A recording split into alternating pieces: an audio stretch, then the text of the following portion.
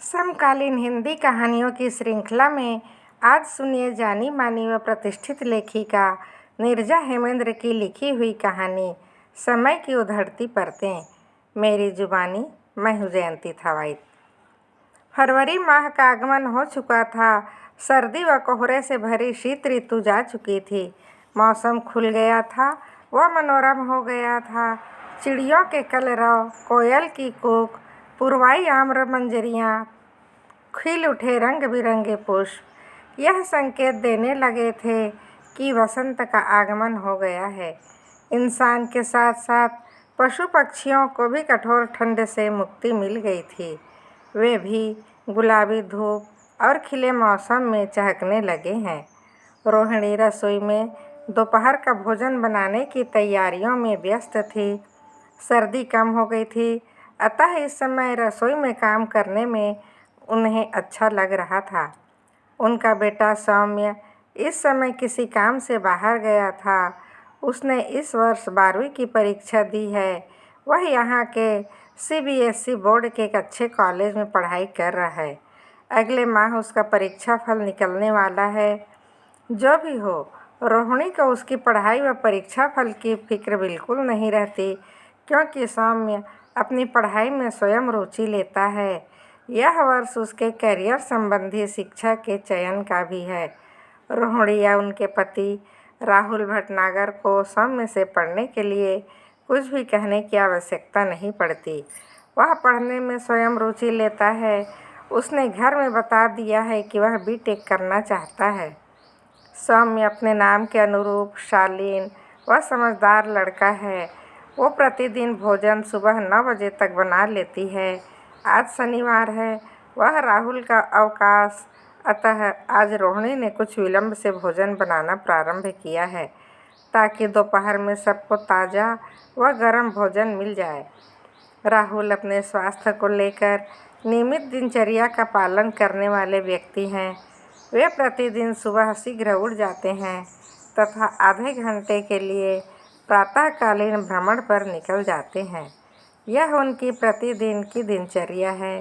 इस दिनचर्या में कभी कभी ही व्यवधान आ पाता है, वह भी बारिश या घने कोहरे में। बस प्रतिदिन की भांति आज भी राहुल प्रातः भ्रमण कर नहा धोकर चाय नाश्ता इत्यादि करके ड्राइंग रूम में बैठकर कार्यालय का कोई काम कर रहे हैं। रोहिणी रसोई में भोजन बना रही है तथा साथ ही साथ धीरे धीरे कोई गीत भी गुनगुना रही है। वह कोई फिल्मी गीत है जिसे युवा अवस्था में वह अक्सर गाया करती थी। एक तो मौसम का प्रभाव है, ऊपर से आज राहुल का अवकाश है, इसीलिए रोहिणी का मन प्रसन्न है। अतः उनके होठों पर बरबस यह गीत आ गया। राहुल जब घर में होते हैं तब रोहिणी को बहुत अच्छा लगता है, क्योंकि घर में कुल 3 लोग हैं, रोहिणी, राहुल, उनका इकलौता पुत्र सौम्य कॉलेज जाता है और राहुल कार्यालय में बची रोहिणी तो वह घर में अकेली रह जाती है। राहुल के अवकाश से उसका मन प्रसन्न रहता है। राहुल का घर में होना उन्हें अकेलेपन व ऊब से बचाता है। राहुल एक सरकारी क्षेत्र में उच्च अधिकारी के पद पर कार्यरत है। शनिवार रविवार सप्ताह में 2 दिन उनका अवकाश रहता है। अब से कोई 7-8 वर्ष पहले वे बड़ौदा में काम करते थे। वहाँ यह लोग किराए के मकान में रहते थे। अब इनका स्थानांतरण मुंबई में हो गया है। मुंबई में भी कुछ वर्षों तक वह किराए के मकान में ही रहे। तत्पश्चात उन्होंने 3 बेडरूम का यह फ्लैट खरीद लिया है। यह फ्लैट यद्यपि काफ़ी महंगा लगा उन्हें, किंतु राहुल ने अपने प्रोविडेंट फंड व समस्त जमा पूंजी निकालकर तथा कुछ लोन लेकर यह 3 कमरों का बड़ा फ्लैट यह सोचकर ले लिया कि एक बार बड़े घर के लिए पैसा लगा देगा तो ठीक रहेगा। बड़ा होकर बेटे का ब्याह होगा, एक कक्ष तो उसके लिए चाहिए। एक में वह और रोहिणी रहेंगे और एक में आने जाने वाले मेहमानों के लिए भी चाहिए। इन अतिरिक्त खर्चों के कारण राहुल का हाथ आजकल तंग रहता है, किंतु वे जानते हैं कि लोन होते ही सब कुछ ठीक हो जाएगा। आखिर उनका एक ही पुत्र है, उसके लिए वे नहीं सोचेंगे तो और कौन सोचेगा। सही समय पर उन्होंने फ्लैट ले लिया, क्योंकि प्रॉपर्टी के मूल्य दिनों दिन बढ़ते ही जा रहे हैं। रोहिणी और राहुल अब लगभग निश्चिंत जीवन जी रहे हैं, अपने जीवन से संतुष्ट हैं। उनके पास सौम्य जैसा सुशील पुत्र है। जीवन सुचारू रूप से चल रहा है। जीवन के दिन खुशी खुशी व्यतीत होते जा रहे हैं। मम्मा, मेरा रिजल्ट आ गया। मैं 98% नंबरों से पास हो गया हूँ, कहते हुए सौम्य ने घर में प्रवेश किया। वह झुककर रोहिणी के पैरों को छूने लगा। आशीर्वाद की मुद्रा में रोहिणी के दोनों हाथ सौम्य के सिर पर थे। रोहिणी ने उसे खूब सारे आशीषों से भर दिया। आज सौम्य का परीक्षा परिणाम निकल आया। सौम्य ने इंटरमीडिएट की परीक्षा पास कर ली। माँ के पास से आकर सौम्य बालकनी में लगी कुर्सी पर बैठ गया तथा फ़ोन से अपने दोस्तों से बातें करने लगा। उसकी बातों में उसके मन की प्रसन्नता प्रकट हो रही थी। शाम को राहुल कार्यालय से घर आ गए। उनकी मुख मुद्रा बता रही थी कि वे भी खूब प्रसन्न हैं। सौम्य के अच्छे अंकों से उत्तीर्ण होने की सूचना रोहिणी ने उन्हें फ़ोन द्वारा पहले ही दे दी थी। कार्यालय से आकर राहुल हाथ मुँह धोने सीधे बाथरूम में गए। रोहिणी रसोई में राहुल के लिए चाय बनाने लगी। राहुल के फ्रेश होकर आने तक वे चाय लाकर डाइनिंग टेबल पर रख चुकी थी। आओ आओ बैठो, चाय का प्याला उठाते हुए राहुल ने रोहिणी से कहा। रोहिणी मुस्कुराती हुई पास की कुर्सी पर बैठ गई। रसोई का काम समाप्त हो गया। उन्होंने हाथ धोकर रोहिणी से पूछा, लगभग समाप्ति है, बस रोटियां सेकनी है। वह खाने के समय सेक दूंगी। आज सलाद भी काट दूंगी। मेरा मन आज सलाद खाने का हो रहा है। रोहिणी ने मुस्कुराते हुए कहा। आज क्यों, प्रतिदिन क्यों नहीं? राहुल ने प्रश्नवाचक दृष्टि से रोहिणी की ओर देखते हुए पूछा। तुम और सौम्य रात में सलाद खाते नहीं हो? दिन में अकेले मेरा मन सलाद खाने का होता नहीं है। रोहिणी ने अपने मन की बात बताई। यह तो बात ठीक नहीं है कि अकेले रहो तो कुछ खाओ पियो नहीं।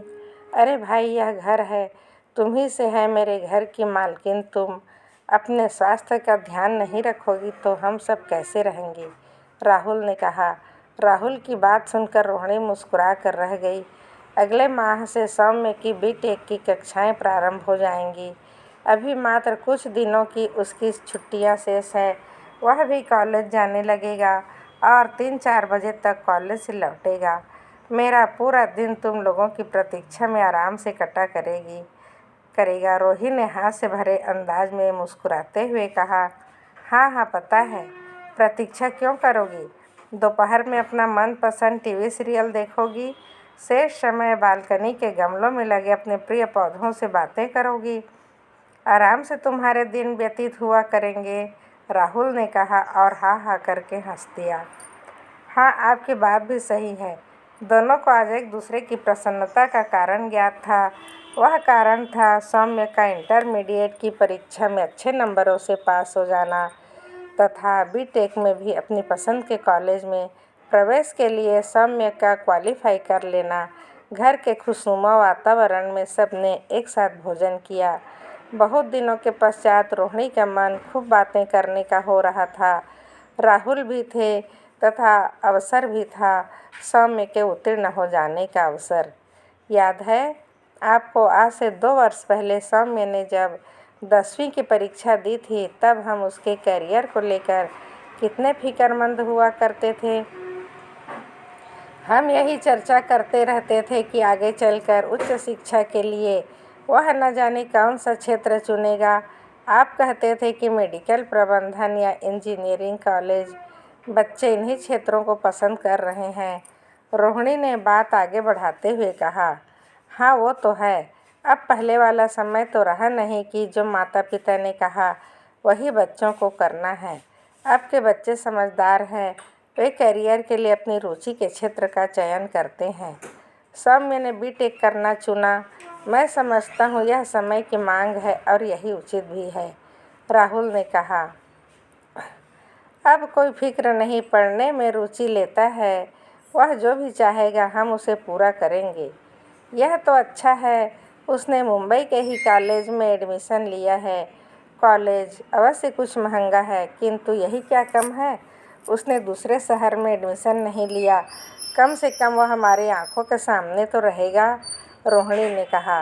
हाँ, आखिर हमारा एक ही पुत्र है, उसी के लिए हमें सब कुछ करना है। राहुल ने रोहिणी से सहमति लेते हुए कहा। जिस समय राहुल और रोहिणी बैठे बातें कर रहे थे, उसी समय दूसरे कमरे में बैठा सौम्य अपनी पढ़ाई का कार्य कर रहा था। उसे कहाँ आभास था कि बगल के कक्ष में बैठे उसके माता पिता उसमें अपने सपने को पूरा होते देख रहे हैं, अपने सपने सजा रहे हैं। सौम्य युवावस्था की ओर अवश्य अग्रसर है, किंतु बचपन उसके भीतर अभी पल रहा है। वह बचपन जी रहा है। माँ पिता के साथ लिपटना, छोटे बच्चों से उनके घुटने पर सिर रखकर सो जाना, खाली समय में माँ के साथ बच्चों से चहक चहक कर बातें करना तथा अपने कॉलेज के किस्से सुनाना। उसकी मासूमियत भरी बातें सुनकर रोहिणी मुस्कुरा पड़ती, कभी कभी खिलखिला पड़ती। सौम्य में कभी भी बिना किसी काम के यूं ही बाहर घूमने नहीं निकलता। उसके मित्रों की सूची में कुछ पढ़ने वाले बच्चे ही थे, घूमने फिरने वाले बिगड़ैल बच्चे उसके मित्र नहीं थे। माता पिता से पूछे बिना कोई काम नहीं करता। कभी कभी रोहिणी सोचती कि ईश्वर ने एक ऐसी ही औलाद दी थी, किंतु इतना सुशील और समझदार बेटा दिया है, उन्हें कभी भी किसी दूसरी औलाद की कमी महसूस नहीं हुई। सौम्य के बारे में सोचते सोचते रोहिणी को नींद आ गई। नींद का हल्का सा झोंका राहुल को भी महसूस हो गया। दोनों सो गए। लगभग 5 बजे राहुल की नींद खुल गई। उसके साथ रोहिणी भी जाग गई। दोनों घर गृहस्थी की दिनचर्या में व्यस्त हो गए। आज शनिवार है, राहुल का अवकाश है, अतः घर में सुबह की व्यस्तता अधिक नहीं है। राहुल का स्वभाव है कि वे अधिकांशतः खामोश रहते हैं, किंतु रोहिणी सप्ताह के अवकाश के दिनों में राहुल से खूब बातें करती है। रोहिणी का वाचाल स्वभाव राहुल को खूब अच्छा लगता है। घर में मन लगा रहता है। रोहिणी के कारण घर में हंसी का वातावरण बना रहता है। अन्यथा राहुल गंभीर स्वभाव के हैं। राहुल जैसा है मात्र काम की बातें, कॉलेज की बातें, कभी कभार मित्रों की बातें सौम्य कर लेता है। शेष समय स्टडी रूम में अपनी पढ़ाई और पुस्तकों में व्यस्त रहता है। रोहिणी के जीवन की गाड़ी उनके इच्छानुरूप ठीक ढंग से चल रही है। राहुल सौम्य की भी शादी के प्रबंध कर चुके हैं। आजकल उच्च शिक्षा के लिए फीस के रूप में बड़ी धनराशि एक साथ जमा करनी पड़ती है। अच्छा है जो सौम्य ने अपनी इच्छा पहले से ही बता दी। राहुल को समय मिल गया और उन्होंने फीस इत्यादि का प्रबंध पहले से कर लिया, अतः समय आने पर उन्हें किसी परेशानी का सामना नहीं करना पड़ा। समय अपनी गति से बढ़ रहा है। ऋतुएं अपने स्वभाव के अनुसार अपना रूप परिवर्तित कर चक्रीय गति से आ रही हैं, जा रही हैं। रोहिणी प्रसन्न है। उनके सपनों और इच्छाओं के अनुरूप सौम्य आगे बढ़ रहा है। सौम्य का कॉलेज खुल गया। अब तक सौम्य बस से कॉलेज जाता था। उसकी इच्छा थी कि जब वह बीटेक के लिए बड़े कॉलेज में जाए तो अपने कॉलेज अपनी गाड़ी से जाए। अपनी इच्छा उसने दबे स्वर में राहुल के समक्ष प्रकट की थी। राहुल ने सोचा कि सौम्य की बात उचित भी है।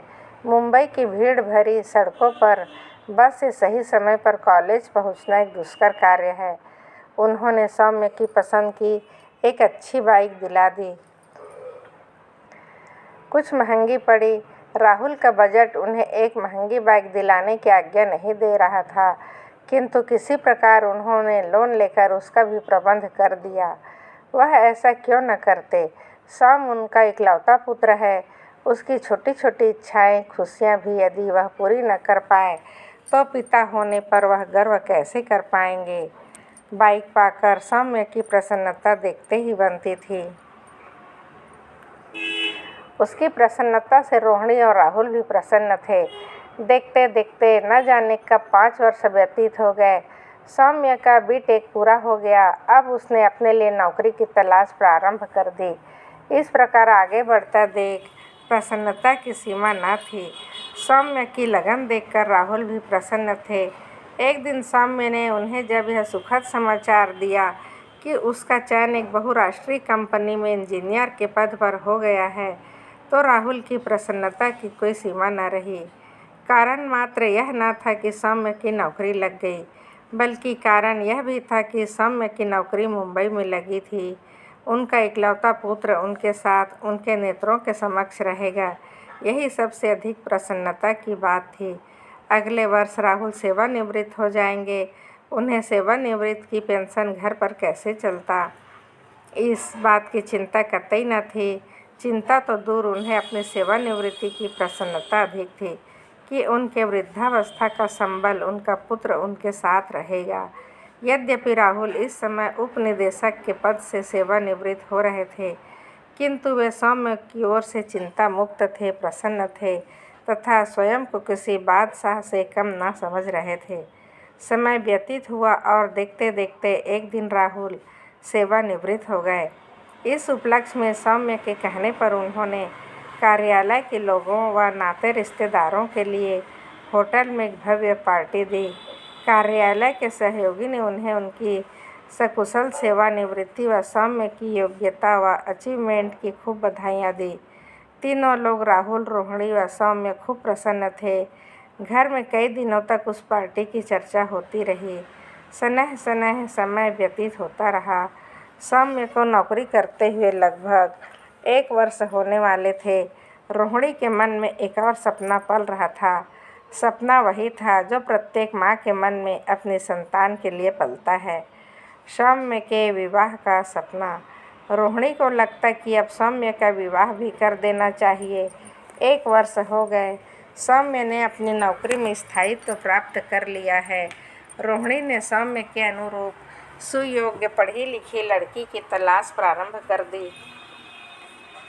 मैं अपने कार्यालय में मेरे साथ काम करने वाली एक लड़की से विवाह करना चाहता हूँ, एक दिन सौम्य ने बताया। तो रोहिणी कुछ आश्चर्यचकित अवश्य हुई, किंतु उससे यह अधिक प्रसन्न हुई। उन्होंने सोचा, चलो यह अच्छा ही है। आजकल के बच्चे यदि अपनी पसंद का जीवन साथी चुनते हैं तो यह अच्छा ही है। आखिर उन्हें ही तो उम्र भर साथ साथ रहना है। एक दूसरे को देखेंगे, समझते रहेंगे तो जो इन दोनों के लिए अच्छा है। उन्होंने 1-2 स्थानों पर लड़की वालों से बात कर ली। खैर, कोई बात नहीं है, उन सब से क्षमा ले लेंगी। एक दिन सौम्य ने उन लोगों से मिलवाने के लिए उस लड़की को लेकर घर आ गया। उनकी होने वाली बहू बहुत आकर्षक थी। कुछ दिनों के पश्चात मम्मी पापा भी उन लोगों से मिलने आए। एक शुभ मुहूर्त देखकर सबने उन लोगों का विवाह तय कर दिया। एक पुत्र और ढेर सारे अरमान, बहुत सारी इच्छाएं सब पूरी करनी थी रोहिणी को। सभी नाते रिश्तेदारों को बुलाना, उनके ठहरने की व्यवस्था आदि व्यस्तता के साथ घर में कई दिनों पूर्व से ही चहल पहल, गाना बजाना आदि प्रारंभ था। यह सारा प्रबंध रोहिणी का था। यूँ भी पुरुषों को इन घरेलू रस्म रिवाज की जानकारी नहीं होती है। स्त्रियां इन सब में विशेषज्ञ होती हैं। यहाँ भी ऐसा ही था। घर के भीतर की सारी व्यवस्था रोहिणी ने संभाली थी। इस उम्र में न जाने कहाँ से रोहिणी के भीतर भी इतनी शक्ति आ गई थी। वह बड़ी स्फूर्ति से घर की सारी व्यवस्था देख रही थी। प्रतिदिन होने वाली उम्र की बातें, घुटने के दर्द व थकान की चर्चा न जाने कहाँ गुम हो गई थी। धूमधाम से सौम्य का विवाह संपन्न हो गया। सौम्य के साथ काम करने वाले उसके कार्यालय के सहयोगी, राहुल व रोहिणी के रिश्तेदार व फ्लैट के परिचित सभी सौम्य के विवाह में बाराती थे। रोहिणी ने राहुल ने विवाह की सभी रस्में निभाते हुए अपनी इच्छा पूरी की और सौम्य का विवाह कर दिया। बहू घर आ गई। राहुल व सिकता एक ही कार्यालय में थे तो स्पष्ट था कि सुबह एक साथ घर से निकलते, शाम को एक साथ घर आते। मैं देख रहा हूँ कि बहू के आ जाने पर भी तुम्हारी दिनचर्या में कोई अंतर नहीं आया है, राहुल ने प्रातः उठकर घर के काम करती रोहिणी को देखकर बातों बातों में एक दिन कहा। हाँ, अच्छा है, इस उम्र में भी काम करना, शरीर की सक्रियता कम न होगी, रोहिणी ने मुस्कुराने का प्रयत्न करते हुए कहा। बहू शाम को थक कर घर आती है, उसे आराम तो चाहिए ही। मेरी तो आदत है सुबह उठने की, आपके साथ मैं भी उठ जाती हूँ। जब उठ ही जाती हूँ तो उनके लिए कुछ बना भी देती हूँ। रोहिणी कहती जा रही थी। राहुल उनका मुंह तकते जा रहे थे। हाँ, यह तो है। प्रत्युत्तर में राहुल ने बस इतना ही कहा। सनह सनह समय व्यतीत होता जा रहा था। सौम्य और उसकी पत्नी की जीवन दिनचर्या बंधी सी थी। हफ्ते के 5 दिन कार्यालय और अवकाश के दिनों में भी दोनों बैठकर कार्यालय का कोई न कोई काम करते। वह कभी कभी कहीं घूमने या अपने किसी मित्र के घर मिलने चले जाते। जैसा कि सभी माँओं की इच्छा होती है उनके बेटे बहू उन्हें कोई सुखद समाचार देख, वह भी उसकी प्रतीक्षा कर रही थी। अंदर ही अंदर उनके मन में भय भी व्याप्त था। नए जमाने के बच्चे बच्चियां कब तक उन्हें दादी बनने के सुख से वंचित रखेंगे। जो भी हो, रोहिणी इस शुभ घड़ी की प्रतीक्षा कर रही थी। कुछ माह और व्यतीत हो गए। वह प्रतीक्षा करती रही, किंतु बेटे बहू की ओर से उन्हें कोई शुभ समाचार न मिला। वह दादी बनने की प्रतीक्षा कर रही थी। एक दिन शाम को दोनों घर आए, प्रतिदिन की भांति, किंतु यह शाम प्रतिदिन की भांति नहीं थी। हाथ मुंह धोकर फ्रेश होने के पश्चात सौम्य ने रोहिणी को बताया कि उन्हें ऑफिस की ओर से अमेरिका के ब्रांच में स्थानांतरित किया जा रहा है, अतः उसे अगले माह अमेरिका जाना होगा। सौम्य की बातें सुनकर रोहिणी का कलेजा मुंह को आ रहा था। उन्हें तत्काल यह ध्यान भी आया कि सौम्य ने बहू के जाने की बात नहीं की है, तो क्या वह यहीं रहेगी। सोचकर उनके डूबते मन को कुछ राहत मिली। अच्छा है बेटा, कम से कम बहू तो यहाँ रहेगी। रोहिणी ने चैन की लंबी सांस लेते हुए कहा। नहीं माँ, दोनों को जाना है। दोनों को अमेरिका की एक ही ब्रांच में स्थानांतरित किया गया है, सौम्य ने तत्काल उत्तर दिया। सौम्य की बातें सुनकर रोहिणी कुछ नहीं बोली। ऐसा लग रहा था जैसे उनका पूरा शरीर शून्य पड़ता जा रहा है। वह तुरंत राहुल के पास जाना चाहती थी, जो उस समय ड्राइंग रूम में बैठे थे, किंतु यह सोचकर कहीं नहीं गई, कहीं बेटा बहू यह न समझे कि पापा के पास तुरंत इस विषय पर अपना विरोध प्रकट करने गई है। कुछ देर तक वे रसोई और डाइनिंग रूम में काम करने के बहाने इधर उधर घूमती रही। तत्पश्चात ड्राइंग रूम में बैठे राहुल के पास गई। उनके मन में विचार आ रहा था कि पता नहीं राहुल को यह बात ज्ञात है भी या नहीं। राहुल ड्राइंग रूम में बैठकर टीवी पर समाचार देख रहे थे। वे जानती हैं, जब से बहू आई है तब से राहुल का सुबह शाम का अधिकांश समय ड्राइंग रूम में टीवी देखकर व्यतीत होता है। बहू सामने अपने बड़प्पन का लिहाज रखते हैं। कुछ पुराने समय के विचार को के जो ठहरे। तुम्हारा स्वास्थ्य तो ठीक है ना, क्या हुआ तुम्हें। उन्होंने ड्राइंग रूम की ओर आती हुई रोहिणी के बूझे चेहरे को देखा तो सहसा बोल पड़े। कुछ नहीं, मैं ठीक हूँ, रोहिणी ने राहुल के पास सोफे पर बैठते हुए कहा।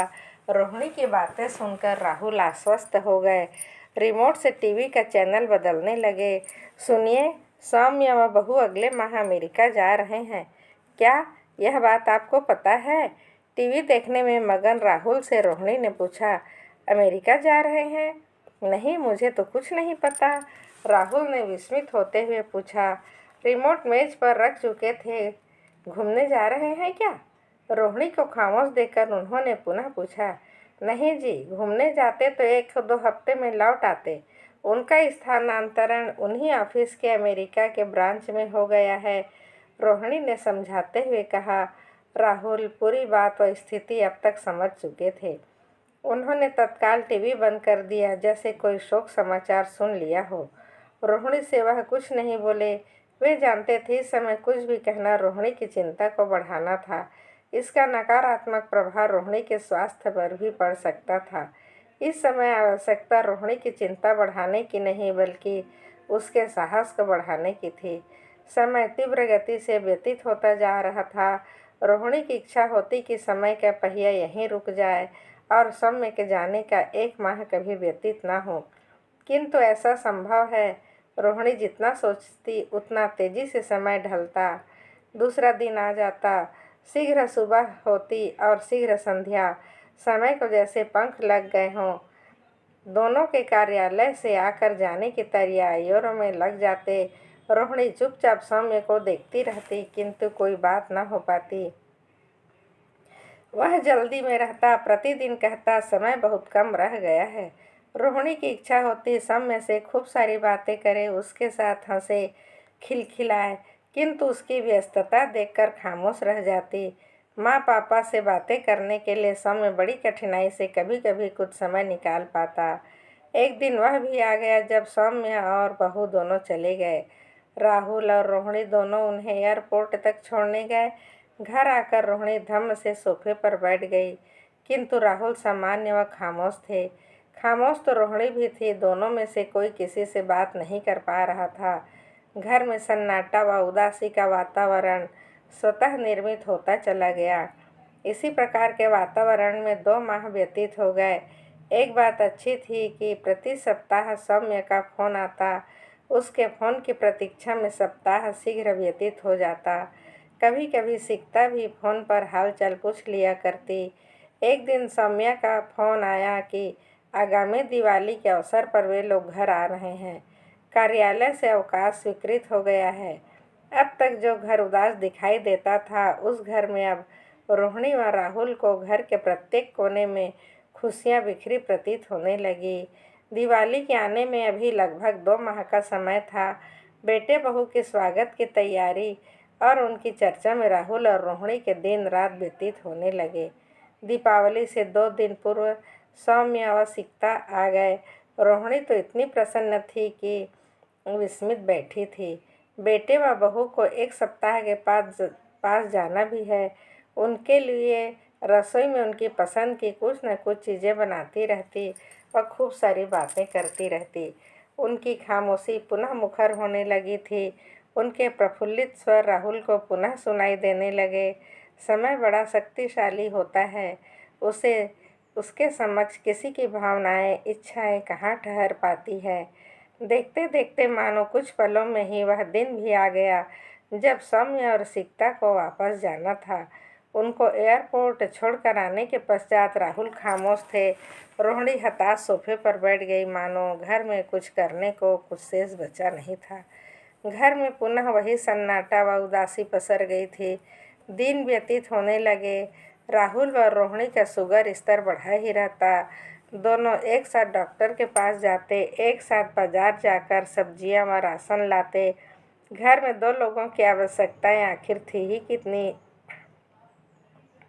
अतः एक बार लाया गया सामान काफ़ी दिनों तक चलता रहता। राहुल अवश्य दूध लेने के लिए प्रतिदिन घर से निकलते। अब उनका भी शरीर साथ नहीं दे रहा था। दूध लेने के लिए बाहर निकलने का मन नहीं होता था। एक दिन उन्होंने फ्लैट के घरों में दूध लाने वाले लड़कों को अपने यहाँ भी दूध देने के लिए कह दिया। अब सुबह की भाग दौड़ नहीं थी। सौम्य से कभी कभी फ़ोन पर बातें होते रहती। उसका हाल चाल पता चलता रहता। सुनिए, मैंने सोचा था कि बहू की गोद भराई होगी, अब किंतु मुझे लगता है ऐसा होने में समय है, रोहिणी ने राहुल से कहा। बैठे बैठे रोहिणी आखिर क्या बातें करती। बेटे बहू के अतिरिक्त राहुल उनकी बातों पर हाँ होकर मुस्कुरा देते। समय व्यतीत होता जा रहा था। एक दिन सौम्य ने फ़ोन पर बताया कि वह पिता बन गया है, उसे बेटी हुई है। समय अभाव के कारण सौम्य और सीता मुंबई नहीं आ पाते। रोहिणी बस कल्पनाओं के सहारे अपनी पोती की बातें करती रहती। वे कहती, गुड़िया यदि माँ पर गई होगी तो और भी अच्छा है। सीता बहुत सुंदर है। सौम्य पर गई होगी तब भी ठीक है। सौम्य भी कम आकर्षक नहीं है। फुर्सत के पलों में रोहिणी बस उन्हीं लोगों की बातें किया करती। छोटी बच्ची जब से हुई है तब से एक बार भी सौम्य मुंबई नहीं आ सका है। जब मन बहुत उदास हो जाता, तब रोहिणी व राहुल कभी कभी बाहर टहलने निकल पड़ते। जब भी वह बाहर निकलते, फ्लैट के गैराज में खड़ी सौम्य की मोटरसाइकिल देखते और पुराने दिनों की मधुर स्मृतियों में खो जाते। वे कह उठते, यह मोटरसाइकिल पाकर सौम्य कितना प्रसन्न था। उसकी मोटरसाइकिल अब निकलती नहीं थी। अतः इस फ्लैट की सोसाइटी के लोगों ने मोटरसाइकिल को एक कोने में पीछे सरका दिया, जो कोने में पड़ी पड़ी धूल मिट्टी और मकड़ी के जालों से पटी जा रही थी। बाहर आते जाते रोहिणी एक स्नेह भरी दृष्टि सौम्य की मोटरसाइकिल पर अवश्य डाल लेती। वो ऐसा क्यों न करती। उसमें राहुल और सौम्य की प्रथम खुशी जो जुड़ी हुई थी। सौम्य की लाडली व उनकी प्यारी नातिन अब 6 माह की हो गई है। सौम्य ने अब फ़ोन करना कम कर दिया है, किंतु जब भी फ़ोन करता अपनी बेटी की नटखट गतिविधियों की खूब चर्चा करता। उसने बताया कि अब वह बैठकर खूब खेलती है। रोहिणी की इच्छा होती उसे देखने की, उसके साथ खेलने की, उसे गोद में लेने की, किंतु वह विवश थी। अपनी विवशता पर उनका कोई वश न था। समय अपनी गति से आगे बढ़ रहा था। लगभग 2 वर्ष हो गए, सौम्य आया नहीं। उसे देखने के लिए राहुल और रोहिणी की आंखें तरस गई। सौम्य भी क्या करे, उसकी भी विवशता अपनी जगह थी, किंतु कॉल पर तो किसी का वश न था। एक दिन राहुल के हृदय ने धड़कना बंद कर दिया। उस दुख भरे समय में रोहिणी अकेली की जो दशा हुई उसे वही समझ सकती है। उन्होंने तत्काल सौम्य को फ़ोन किया। उसने शीघ्र आने में भी 1 सप्ताह में पहुंचने की बात कही। अंतिम संस्कार के लिए 1 सप्ताह तक तो नहीं रुका जा सकता। रोहिणी ने कुछ नाते रिश्तेदारों तथा फ्लैट के लोगों के सहयोग से राहुल का अंतिम संस्कार कर दिया। नाते रिश्तेदार पड़ोसी प्रतिदिन हाल पूछने आएंगे नहीं। सबका उत्तरदायित्व तो पूरा हो चुका था। सब ने आना बंद कर दिया। 1 सप्ताह के पश्चात सौम्य आया। लगभग 4 दिनों तक रुका रहा और वापस अमेरिका चला गया। रोहिणी का स्वास्थ्य ठीक न था। मानसिक आघात के कारण कुछ भी ध्यान न रहता।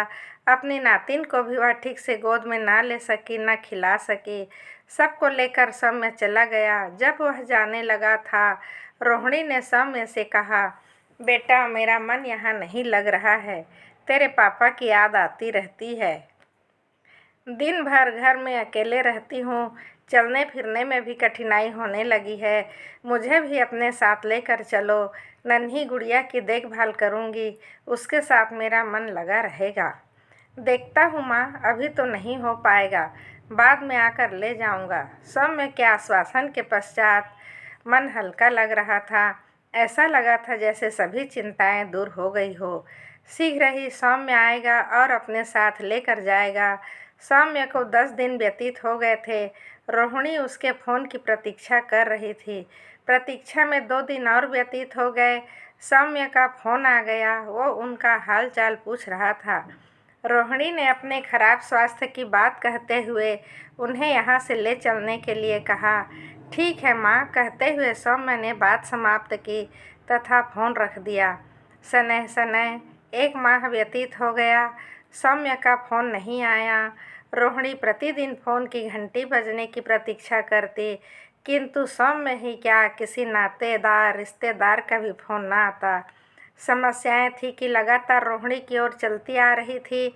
घर में जो काम वाली बाई बरसों से लगी थी, एक दिन उसने अपना हिसाब मांग लिया तथा दूसरे दिन से काम पर आना बंद कर दिया। रोहिणी को घर की साफ सफाई व खाने पीने में भी परेशानी होने लगी। उम्र व अस्वस्थता के कारण घर की साफ सफाई, बर्तन धुलने का काम उनसे न हो पाता।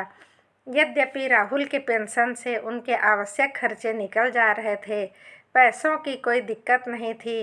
पैसे होते हुए भी बाजार से रसोई की आवश्यक वस्तुएं लाने में उन्हें अत्यंत कठिनाई होती।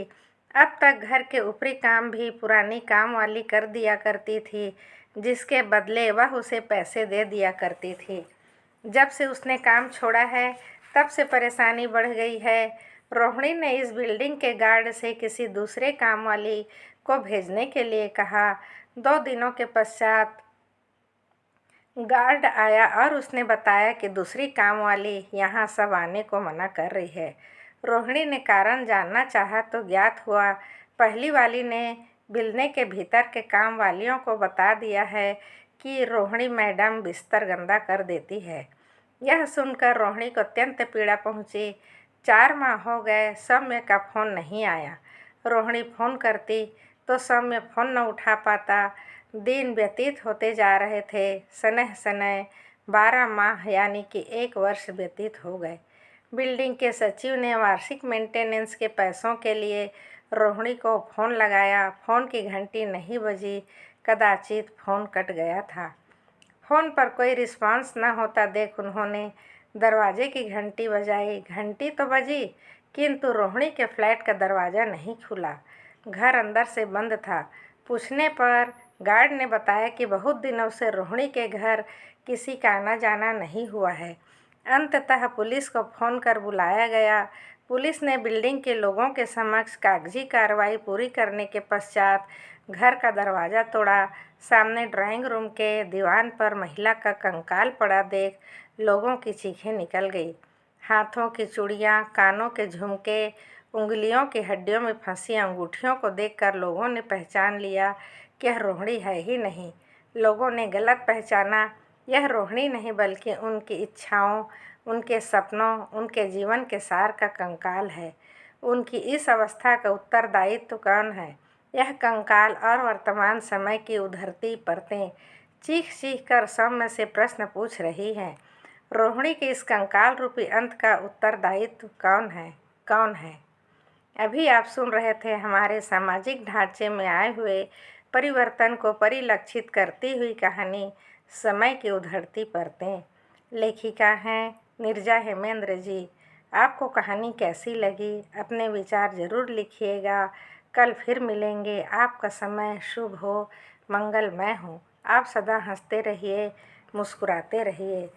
प्लीज़ वीडियो को लाइक कर दीजिए और चैनल को सब्सक्राइब कर दीजिए। धन्यवाद।